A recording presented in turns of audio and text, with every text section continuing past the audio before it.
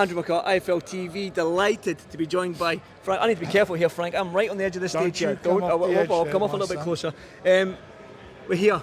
Another fantastic, magnificent 7 card. Before we talk about the card itself, I want to talk about Moses and the difficulties of finding this young man an opponent. Well, it is difficult. It has been difficult because of the stage he's at in his career.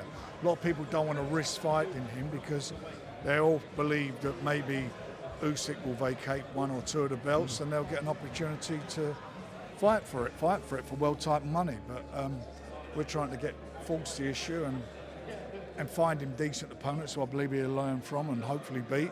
And with the fight that we're doing with Jermaine Franklin, he's a big fight for him. I think he's had double the amount of fights that Moses has had. He's got two losses on his record, and that was against a good Dillian Whyte a few years ago, and also AJ. And everybody keeps saying to me, when's he going to, somebody going to take him the distance? Well, this is somebody who may be able to do it, because we will see.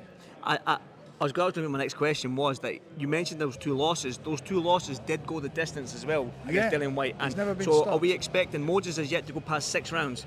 Again, Moses is a young heavyweight, he's exciting, he probably wants to get him out there and 1, but as a promoter, and I suppose Ben Davison as a trainer as well, probably wants to see a little bit more rounds from this kid. No, I want to see him get rid of him. I'm serious about it. He's exciting. Would that not make it harder for you though, Frank, to get another opponent?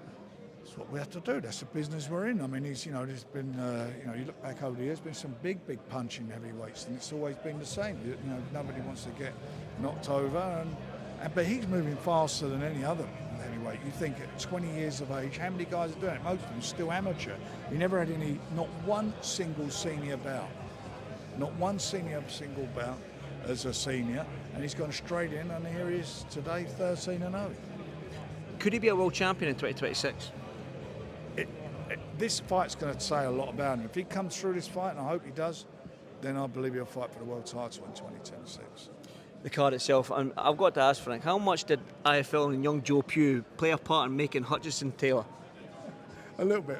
You're after matchmaking money now, aren't you? No, Joe is. I'll not steal Joe's money. Joe can have 3% or whatever it is. No, it did, and sometimes fight are made because of what happens in the social media and so forth. But it's a good fight, well worth making. It's a cracker of a fight. They've both got self-confidence. They both believe in each other, or not in each other, in themselves. So I think we're going to see a little bit of a special fight between them two. Willie told me there that this is a step down for him. Yeah, he said that to me. He said, but I'll do it. So, we'll see. It's exciting. I mean, the whole card. You've got Fias Flynn as well. That's a great card. Heaney Warburton. I'm actually looking at the names. Davis, Miller. What else? We've got Thompson, Pauls, Murphy, Holmes. Yeah. It's an absolute cracker. All the fights are good. It's a magnificent 7 fight card. And they're always magnificent, these fight cards. They're always good cards to watch. You get value for your money. You'll get some entertainment. I'm sure of that. Frank, I've got to ask your thoughts on.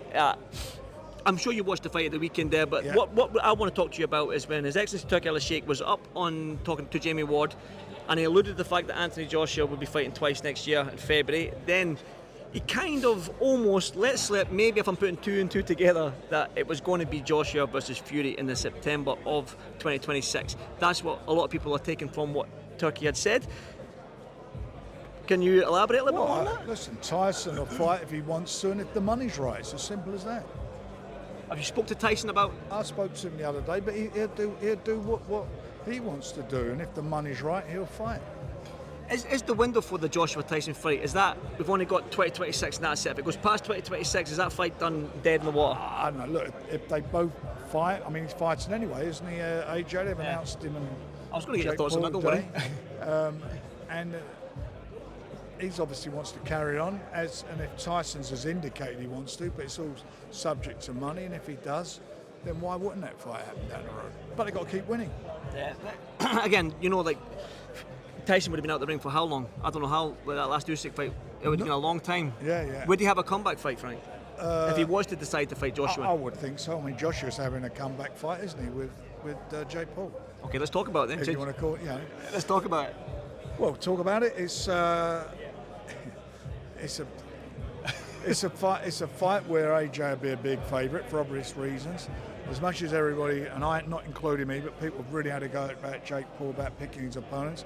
Well, he's picked a 2-time world champion, a bigger, much bigger natural heavyweight man, and he's stepping up to the plate. I mean, you've got to take your hat off to him for that.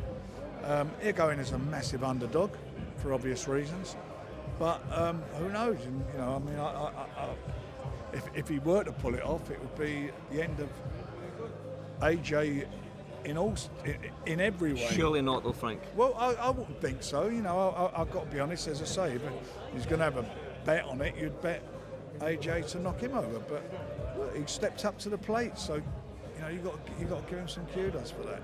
You've been in the sport a long time. That's people taking the seats. You've been in the sport a long time. Have you ever seen anyone go from fighting a lightweight in Gervonta Davis to then that being kind of fighting a guy double the size of that lightweight? No, I've seen guys like go up who have gone up from sort of middleweight and done it.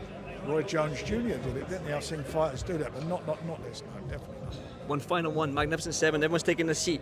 Why should everyone tune in to this card? I know it's magnificent. You can't use the word magnificent. Why are they going? They tune into this card? It's great value for money. It's going to be a fabulous night of boxing. You're going to see in some of these guys the future. You know, with Moses, is he the future of the heavyweight division? Not the past. We're talking about the future now. And we're talking somebody who wants to be winning a world title, wants to be the youngest ever Brit to win a world title. He's 21 on the 28th of December. Will he do it? We'll see. Well, if you ask me that question, I think he will. Frank, thank you so much. I'll let you take a seat, and I'll see you in the next one. Thank you, mate.